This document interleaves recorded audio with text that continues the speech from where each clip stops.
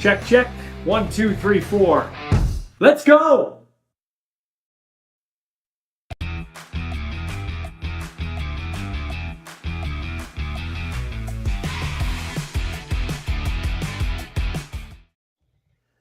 So have we figured this out yet? Is it elk? Is it elks? Because I talked to a few people and it's never the same. Is it Leafs or is it Leaves? It's just a name. It's the name. You can name your children, your teams, your bicycles, whatever you want to call them, right? The name is Elks. It's always been Elks, and it'll always be Elks, I think. Mm-hmm. Yeah, exactly. So you took in a couple of days of rookie camp, and just first off, your impressions on how smoothly it ran with first-time head coach Mark Killam. Yeah, that's kind of the key. That's one thing I was watching is just to see how smoothly it ran and watching Mark a little bit because, he's not a rookie at this coaching thing. He's been in this league for 20 years. This is his 20th training camp. It's his 21st training camp. It's his first as a head coach, but I mean, he was associate coach in Calgary for a few years. He knows the deal. He ran a smooth camp. He was very happy with the way things went from the coaching staff, how they were prepared and how they worked together because, it's their first time working together on the field with the rookies for the last couple of days. And he was pretty happy with the way it went. Obviously, they're doing a little different. Most teams are going 3 days. They only went 2 days. Right. And just moments ago, I saw a bunch of players were released, so they've already made their decisions, and they're moving on several players on to main camp, and they will start on the field on Sunday like everybody else. It's kind of weird. You guys did 2 days. Ottawa and Montreal didn't do any rookie camp, so it's not uniform across the league. No, I think what you can do is uniform, and that's 3 days, but you don't have to do 3 days. As we've seen, you can do 2, you can do none, you can do 1, you can do 3. So there you go. Are you surprised? And you can call your team whatever you want to call it. Are you surprised, though, they only did 2 days? Not really. We had. I was talking to Mark Killam. We had a big preview show earlier this week, and talking to Mark Killam, and he said he wanted. It sounded like he wanted today to be like a cleansing day. So make all their decisions. Tell everybody. Get everybody who's leaving on a plane and out of here. Let the veterans come in and get settled. Medicals and physicals tomorrow on the field on Sunday. So that was his approach to it. So that. Clearly found the answers they wanted to because they made their decisions already early. They don't have to make it till midnight, right? And they ended up making it early. A couple of segments ago or podcasts ago, I had Chris Morris on. He was gracious enough to come on. I think it's cool. You got, I look at Winnipeg, you got Wade Miller, you got Kyle Walters, you got Mike O'Shea, all Guelph guys. Here you've got, 2 U of A guys with Chris Morris and Mark Killam, and Ed Hervey, who goes down as one of the great receivers in Edmonton football history with the professional team. Yeah, it's got a neat connection, Golden Bear connection for sure. Even through this rookie camp, I mean, Golden Bear's quarterback is here, Eli Hetlinger, on the quarterback program that the CFL puts together. There's several Golden Bear players that were at the camp the last couple of days. So there is a green and gold field to the green and gold camp, rookie camp this year. And I mean, you go right to the top with Chris Morris and on down, right? And it's been good vibes, and the U of A has mixed into it because there's been, a couple of coaches have come over. Mark Killam played for the U of A way back when. So, yeah, it's definitely got a Golden Bear feel to it. Professional sports in a lot of cases is situational. In Montreal, Cody Fajardo, who won a Grey Cup there, would not be content to be a backup quarterback. McLeod Bethel Thompson, who was brought to Edmonton to be the leader, wasn't going to be a backup quarterback to Trey Ford. They've landed in good spots for them. You've had your eyes on Cody Fajardo, both on the field and off the field. Your early impressions of Cody now in Edmonton colors. Yeah, good impressions. And just to talk about those 2 guys moving, I don't blame them. I mean, if they're going to take a backup role, it's easier to do it somewhere else than it is where you are and watch the guy behind you leapfrog you on the depth chart. So I think it was a deal, a trade that served the purpose for both teams and for both quarterbacks. And McLeod Bethel Thompson, I think, is a tremendous quarterback. He had, despite the everybody getting on him at times last year. He had a great season last year. I mean, you extrapolate his numbers out over 18 games, probably the best season of his career, except he didn't win. Most of that was not his fault, but he didn't win. Trey Ford came in and won, and that's part of the reason why that decision was made. But Cody, I talked with Cody yesterday. He's doing all the right things. I mean, he's throwing footballs at rookie camp along with Trey Ford. He's getting into the playbook, which is a little bit familiar because Jordan Maksimic comes off the coaching tree of Jason Moss. So he had Jason Moss's playbook in Montreal. Jordan Maksimic's is pretty similar with a lot of the same terms. So he feels he'll be able to catch on very quickly, but it's a lot of work still. And he talked about that even though he's a veteran and has been to the rodeo several times, this is still a learning curve for him, getting to know, how things work in a new organization, the new playbook, and being ready to go. But he was sharp yesterday too. I watched him for about 5 or 6 minutes, and man, it's not hard to tell he's the most accurate passer in CFL history. I think he's like over 71%, and he was just hitting guys right there, right where they wanted it. And he had a good practice yesterday, as did Trey Ford as well. Trey's looking good as well. Trey's kind of beefed up a little bit. He's stronger. I think that's part of what he wants to do is to get a little stronger so that he can stay healthier, because 2 of his 3 years, he said, injuries that have put him out for multiple weeks, and he wants to be healthy. Cody has always been good short to intermediate. It was at the end of his time here with Saskatchewan, we were questioning the long ball, but I really think in particular last year he's found that long ball again. At least that's what it looked like last year with Montreal. So that bodes well for Edmonton here. All depends who you're throwing it to, right? Yeah. I mean, if you got the right guy going deep, then you're going to connect more often. So, but he looked, as I said, he looked sharp yesterday. So I'm looking for, I don't know how much time he'll get once the regular season starts, but I'm sure we'll see him in the preseason a little bit as well. And if he doesn't play much in the regular season, things are going pretty well for the Elks. Well, him and MBT for the respective teams are great insurance policies. There is no doubt about that. Is there a position group or a couple that you're really going to zero in on here for the Edmonton Elks to be successful this year? Like, what are you watching in training camp? I think I'll be watching receivers because they remade the receiving core to a certain extent. Curly Gittens Jr. is back, but other than that, there's going to be a lot of new faces in there. And, they signed Alexander Hollins, which was a big step just before training camp started. I was kind of surprised at some of the moves they made at the receiving spot, especially letting Dylan Mitchell go. I watched him have a great year in Winnipeg this year. I really like that kid. I think he's a good player. But for whatever reason, the Elks didn't want to continue with him and let him go.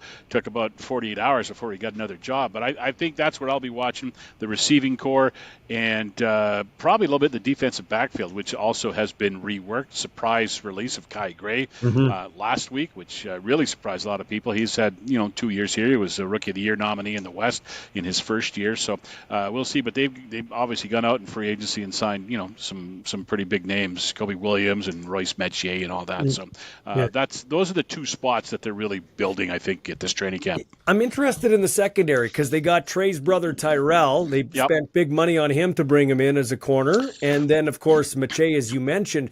But they didn't draft anybody in the secondary to kind of back those guys up. Are they content with, the Jake Taylors and they had Justini there and those types of guys in case they get into injury problem? I think they're happy with the guys they have, at least to start with.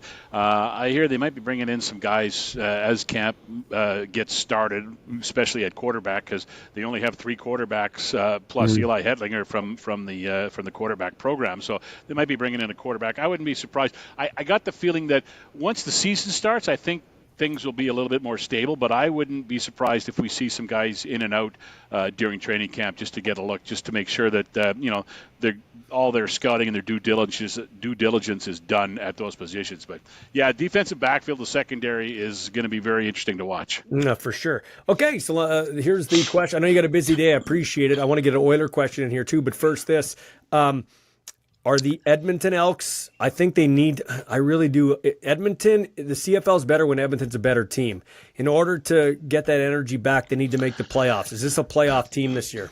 I think so. I think they are. The changes they made. I thought that last year too, though, Michael. So who knows? But they were close. They were close at the end. Well, they were closer than they've been. Yeah, for sure. I think it is. As long as Trey Ford keeps progressing the way he's been progressing, and he turns out to be everything fans, media, and management thinks he can be, I think that's they're going to be all right. I like the moves they made defensively. They're just a monster defense. I think they could be the best defense in the league moving forward. So I think they're a playoff team.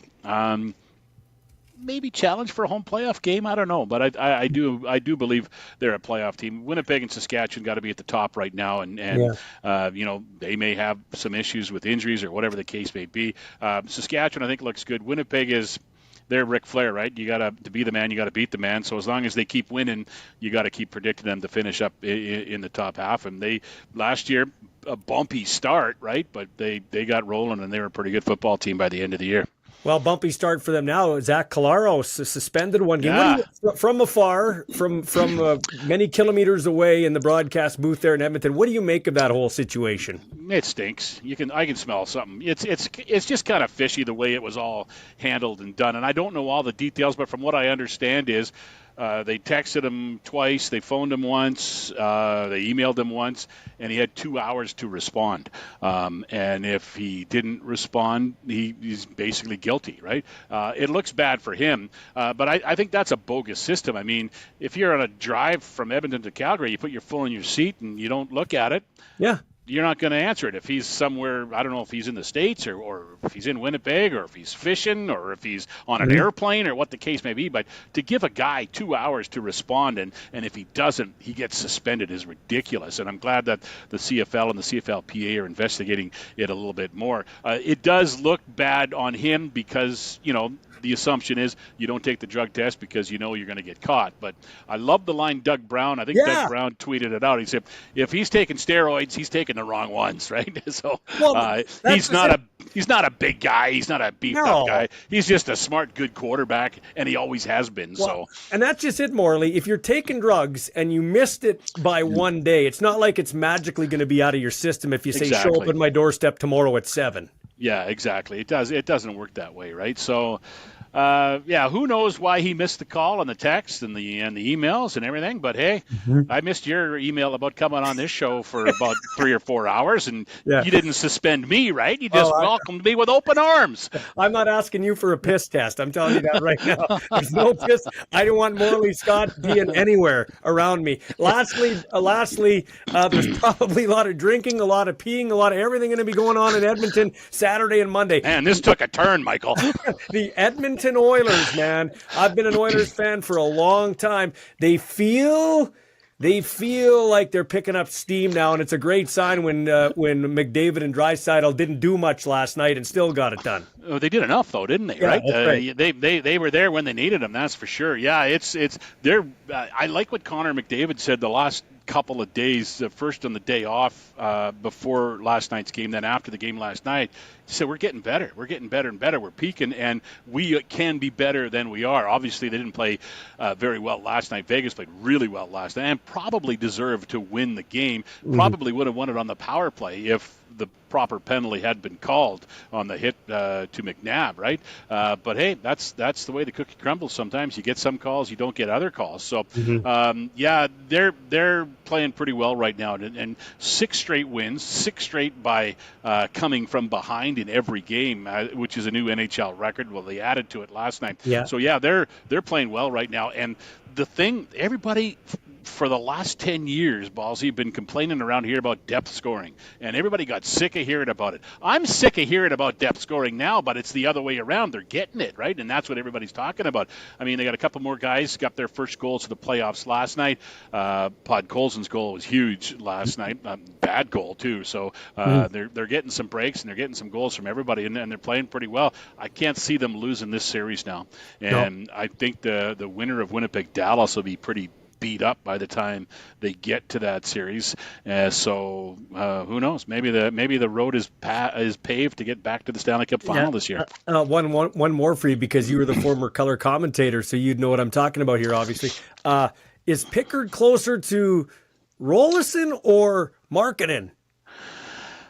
I would say Markkanen, just because of the resume, right? Rolison had a resume, right? He'd been a starting goalie in the NHL for a while. Markkanen had shared the duties that in 2006 with who was it? Ty Conklin and Mike Moore, I think it was, for a while. Yeah. So he had shared the duties, and they had a 3-man rotation going on. But he'd been a starter before and had success before. He really played well in '06 in the playoffs, obviously, until he got hurt in game one of the finals. So I think he's closer to Markkinen just because of the resume and everything. But you can't take what a book he's writing right now. I mean, he's playing so well, and he's the reason they won last night. He hasn't been spectacular. He's given him a chance to win. Last night I thought he was pretty close to spectacular. Key saves at the right time, late in the third and early in overtime. He was great. So to answer your question, he's probably closer to Markkinen than Rolison. But it doesn't matter. They were all winning, right? So yeah. And although last night he looked closer to Fuhr, not letting that fifth one in. Yeah, that's key. I've heard that a couple times say about it, and that's exactly right. I mean, he let a few in, but he shut the door when he had to. And he's making some he made some big saves when it was 1-0. Made some big saves when it was 2-1 Oilers, so that they couldn't get back into it, right? And then, as I say, at the end of the third, in the second, he was really good too. And then some of those saves in overtime were terrific. That was a great overtime period, man. Oh. 17 shots on net, a couple of goal posts, even for a guy who's got to get up at 3:30 in the morning to go to work, stayed up to watch it. So it was that entertaining. You can't go to bed. Hey, man, thanks for your time. I really appreciate it. Have fun at the training camp. Thanks, Ballsy. Good to talk to you.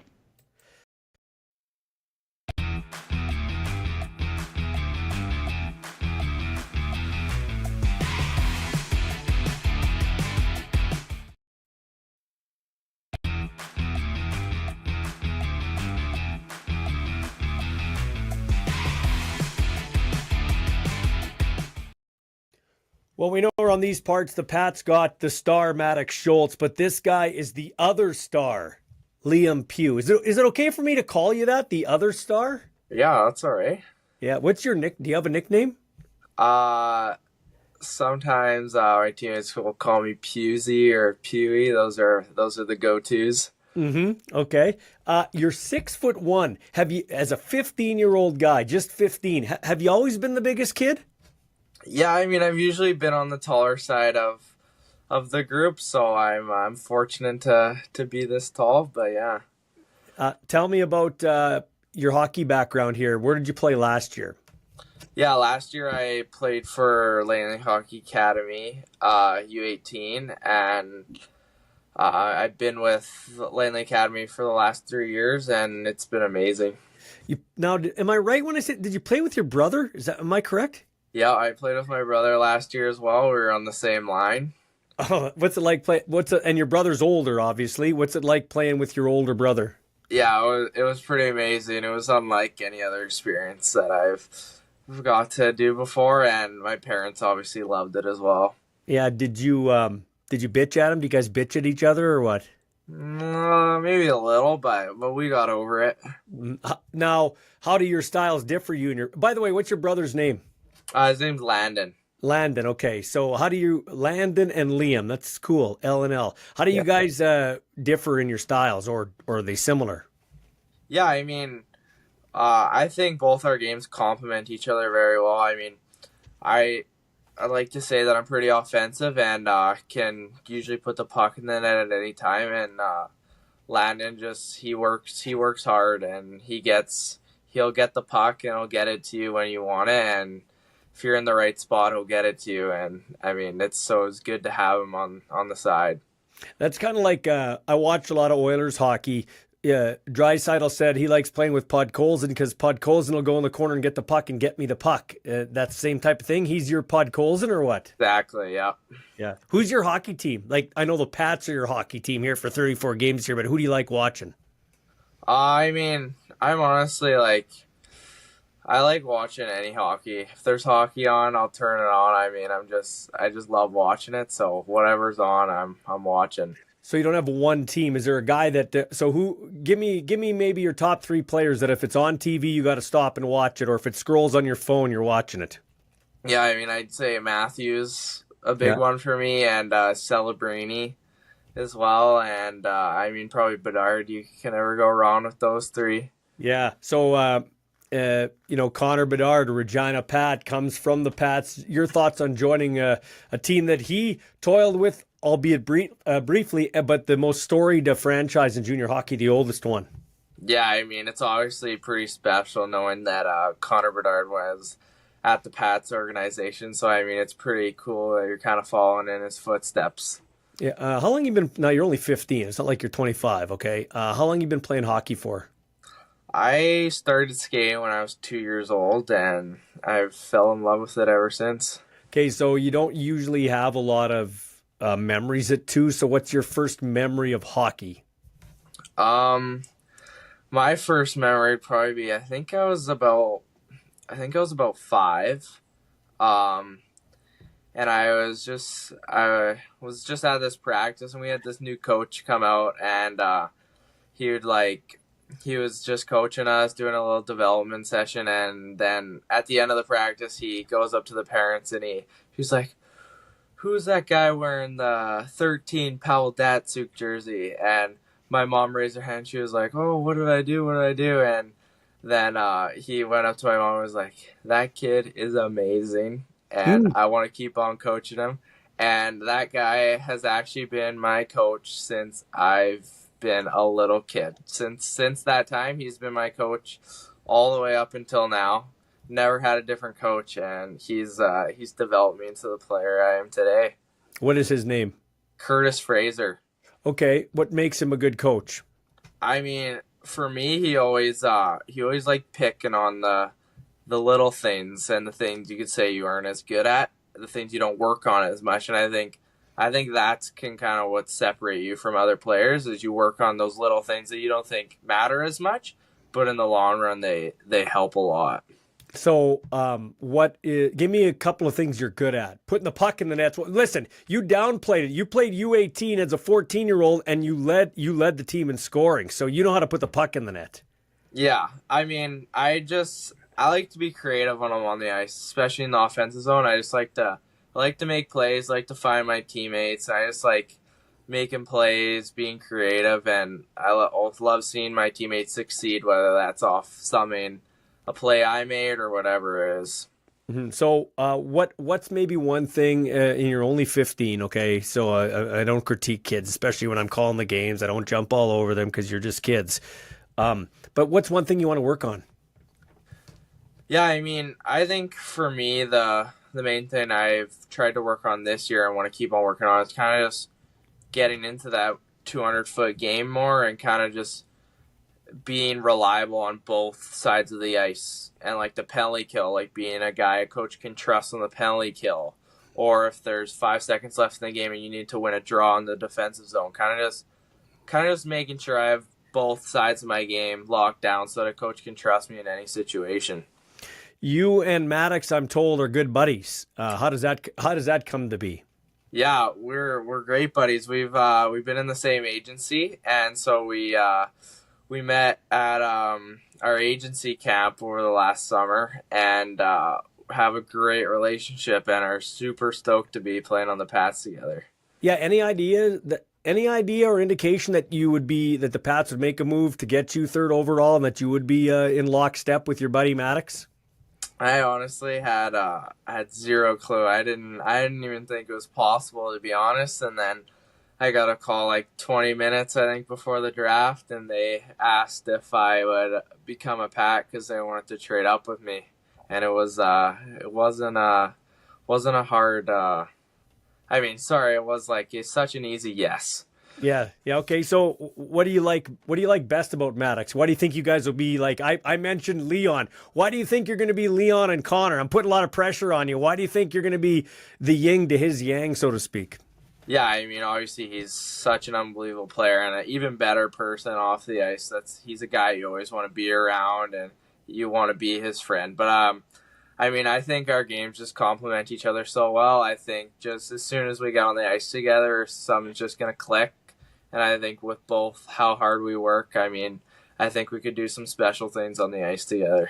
So can you help me out? How do I do broadcast the games on Access, but I'm not quite sure how this part works, so forgive me. He can play 34 games and you can play 34 games. Is it spread out? Is it all in one time? How does the playoffs factor into this? How does that work?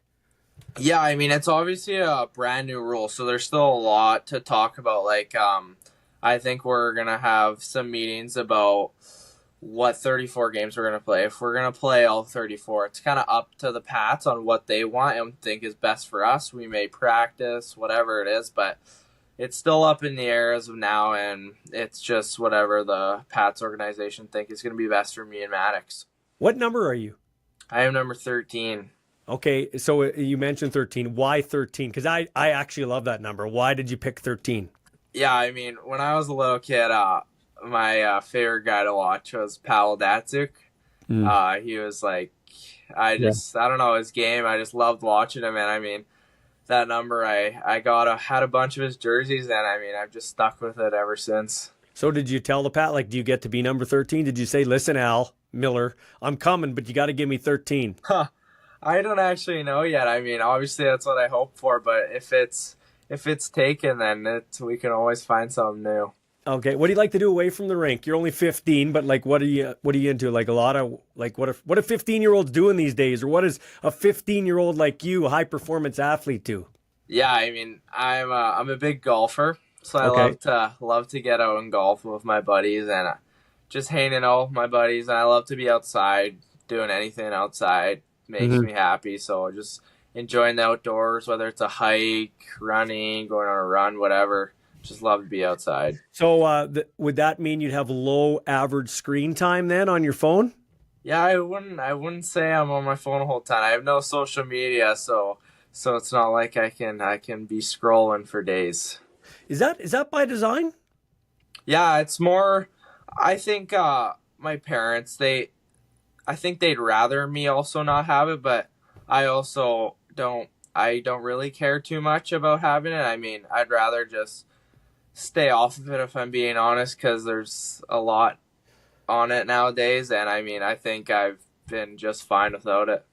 Man, that's really refreshing. Are you into you're getting ready, you're in an agency already, or you're part of an agency, so you're getting ready already down the road. But as part of that, physical is one thing. What about mental? Do you do anything mental-wise, like meditation or any goal setting, or are you still a little bit too young for that, per se? I haven't done too much of meditating, but at some points I did have a counselor that I used just to talk about hockey, that kind of stuff. But other than that, not too much. Have you felt pressure as a young guy coming up? Because a lot's expected of you. I was going to say that, and everybody I've told, it's great to have Maddox Schultz, but watch out for this Liam Pugh. But when you come in here, you're not Maddox Schultz. You're not the local guy. You're not the quote-unquote phenom. That's what, people might find that quickly. But you know what I mean? Is that kind of advantageous for you to move away from home to the middle of Canada, to not be the guy, per se, where it's another guy that's the guy? Yeah, I mean, I'd say you could say there's pressure, but then at the same time, I'd say with me and Maddox being on the same team, it's almost not as much pressure. Especially if we're playing together, we're friends. I'd say being on a team definitely makes it better because we're there to support each other, and we're not gonna beak at each other. And I think we'll just help each other through every step of the way. So I think just being on his team makes kind of that pressure situation a lot better than if I was playing against them. That's pretty cool, actually. You guys get to, your buddies, you're in the same agency, and you get to be on the same team, and therefore walk the same path too. Same amount of games, going through the same things. That's kind of cool, actually. It's a small group, right? Yeah, exactly. I mean, I am super, super excited for it. Awesome. I also heard you are really good with celebrations. Do you got some nasty celebrations? That's what Dante tells me. Is that true? Oh yeah, I love to sell you after you score. So people could probably check it out, but and hopefully we see many of those over the next 3 years in Regina. But give me an example of it. What do you like to do? Swipe your glove? What's a good celly for you, Liam? Yeah, I mean, sometimes just like to drop down on one knee or whatever it is, or jump into one of your buddies. I mean, it doesn't really matter. Just anything to kind of show some emotion after your goal. And that's never been is that always been a part of your game? Where did you come? Did you see a player oh, I'm going to do that, or I'm going to refine that?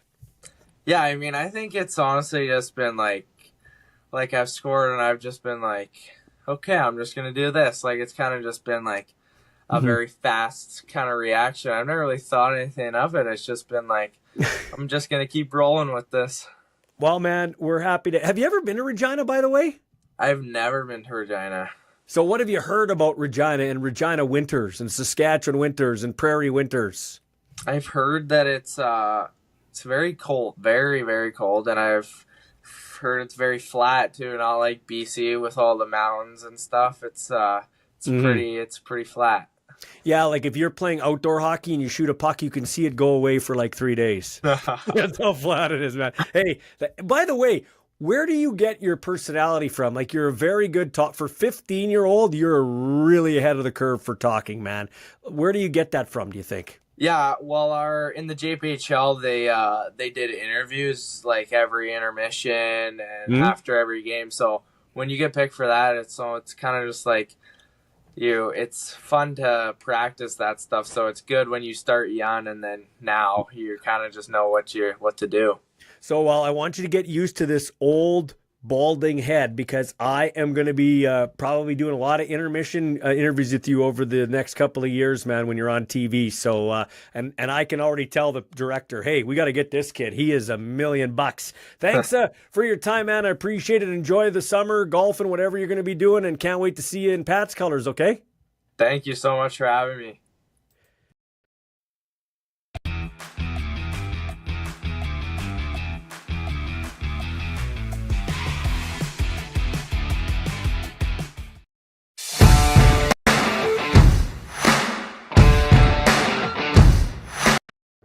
Okay, so wait a minute. Is it Grace or Gracie? Because your dad calls you Gracie. Is it Grace or Gracie? It's Grace, but Okay. yeah, he calls me Gracie. How do you like that first name? I don't mind it. Yeah. Sometimes I'm like, it kind of does sound like maybe a little kiddish, but at the same time, I don't mind it. I haven't met like too many people with the same name, so I don't like mind that. it. That's like my daughter Mara. There's not too many people with the same name. Who came up with the name? Do you know? Was it your dad or your mom? Like, I think it was my mom. I think it was my mom. I think it was a tie between two names. I think it was Elizabeth or Grace, because they were hoping for a boy for Kaiden. Okay, so here's the thing. Like, would you rather be called Gracie for a nickname or Lizzie? Because that's what you would have got, Lizzie or Gracie, right? That's so true. I've never thought of that. I would say, I think I still like Gracie. Me too. Yeah. Me Yeah. too. I was hoping you'd say that, because that's exactly what I would say. Yeah. I picked my daughter's name watching a soap opera, and the name was Mara, but it was Mara, and I put an H at the end, and she likes her name, but she hates it because people call her Mara instead of Mara because of Sarah. You know what I mean? Yeah, I hear ya. You're both stuck with your names. Nothing you can do about it. Yeah, Now you got to do something with your names. Let's talk. You got your U of S shirt on there. You go to the U of S. That's right. Flag football. I like it. We'll talk about that in a second. What are you taking in school? I'm taking animal bioscience right now as an undergrad, then hopefully vet med. Okay. Favorite type of animal?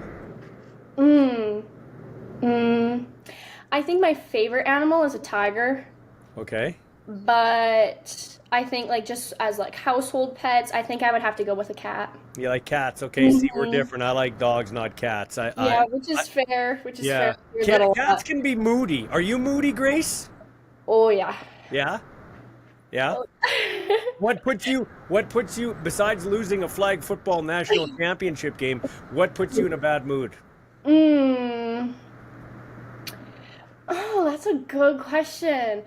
Probably like unnecessary attitude from somebody else. Okay. I would think so. Who gives you more attitude, your mom or your dad? My mom. Yeah. Mom. Yeah, I definitely get my tude from her. Okay. So where do you get your football talent from? Your mom or your dad? Your athleticism? I would say both. I Yeah. really would. My mom played football too. So did my dad. He played fresher. Mm-hmm. So I would say both. It's a lot of both. I know your dad well. Your dad carries moving, Curtis Jerome. He's helped me out with a bunch of charity stuff. I got a lot of respect for your dad. It's not easy lifting furniture. Like when you guys need to rearrange furniture in the house, does he take the time off and everybody else does it? No. No. So tell me, how long have you been playing flag football for, and how did you get into the sport? I've been playing, I think, for roughly 4 years. I got into it during high school in my grade 11 year, because that was kind of when COVID sort of settled down, so sports could really start going. And I actually didn't know that there was a flag football league until one of my substitute teachers, who actually was coaching the O'Neill team, Cole Latinsky, shout out to him. He is definitely a big advocate for women's flag football. He was like, oh, hey, like, I'm starting this team, like, would you be interested? And I was like, oh, yeah, like, I actually really like football, even though I have never actually played it. And so then it kind of just took off from there, really. So talk about that. You never played football, but you like football. What did you like about football before you started playing it?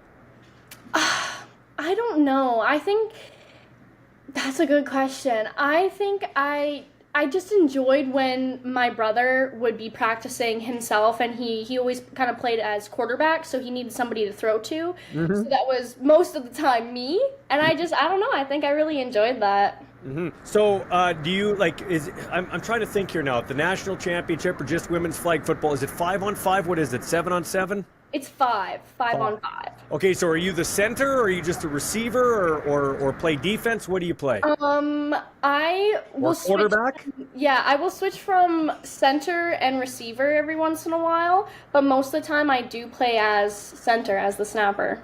Nice. How do you like that? What's good about that position, or challenging about that position? You know what? I honestly don't mind it. At first, I was a little annoyed because you'd always kind of hear things like, oh, like they'd put, like, it's not like everyone's favorite spot, so I was kind of skeptical about it. Yeah. But I was placed there every once in a while because I guess I could kind of snap and throw it, so I just kind of went with it. And I enjoy it because you get the short little quick routes, and I like to move and try to get around people. Yeah, dangle. So I really do enjoy it because then it gives me opportunity to do those little and get the couple of extra yards. Yeah. I would say it definitely is a tough position though.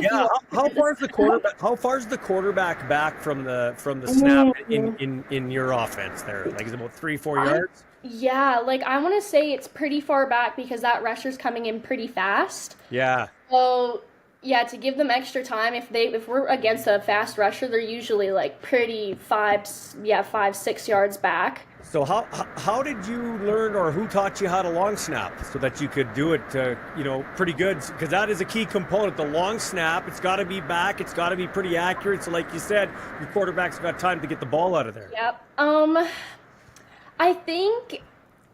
I really think it was just at tryouts.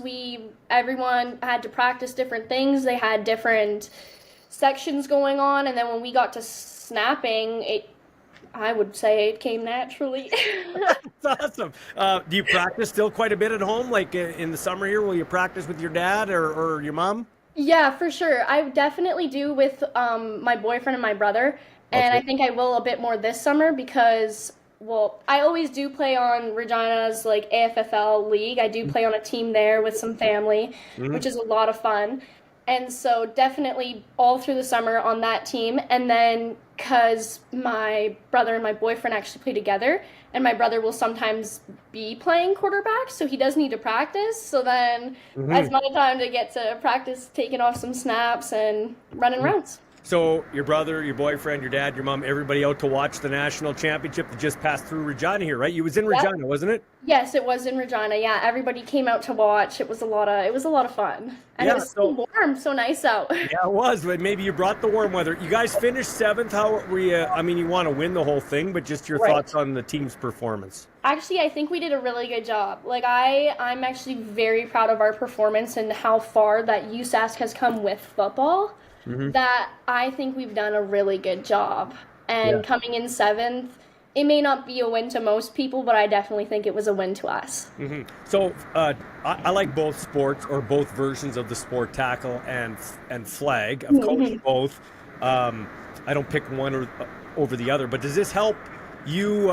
Like, you liked football before, but does this further entice you to watch the game of tackle football and follow it, be it NFL, CFL, junior, university, that type of thing? Oh, for sure. Definitely, for sure. And I never really totally was a big fan of watching football. maybe it was because I didn't really know the rules, I didn't really know what was happening, calls, stuff like that.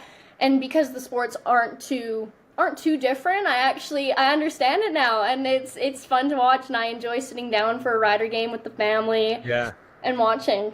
It's cool. Like, there's an opportunity. I don't know, like, you want to be a veterinarian, a doctor with animals, and that's great. And I wish you all the best. But now there's an avenue for people like you to go to the Olympics. And there's actually, I had a former NFL guy that's running, or he's the president of the professional flag football league they're starting up in the States and in Canada, men's and female in the same city. So, like, there'll be an LA women's team and an LA men's team, and there'll be like men and women. Yeah. And they're kicking it off with the tournament in Vegas in August. Like, that's something cool where, you know what?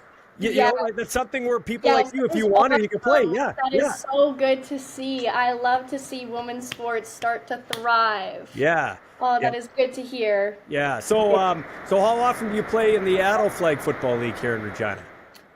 It's every Monday evenings. So that just started. We just had our second game this past Monday, which we actually won as well. Oh, awesome. And I think it goes till mid-July, end of July-ish, kind of, including playoffs. And they also do a division shuffle in the middle of it too, just to keep things kind of even and make sure.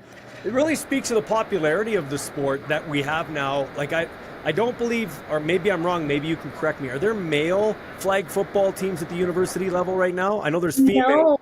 No, there's not. Yeah. So it's kind of crazy because usually it starts off with like male sports and then women's is then introduced. So it's kind of exciting that women kind of get their thing first. Yeah, and you know, it's cool, I think, that there is something in the varsity world where you can have women playing football without, having to worry about getting tackled. You know what I'm saying? Yes, exactly. Yeah. All right. Well, this has been fun. I enjoy talking to you. Last word goes to you. There's a young girl watching this, and she sees Grace Jerome there, and she wants to be a veterinarian, but she's also a student athlete because she's playing youth sports flag football.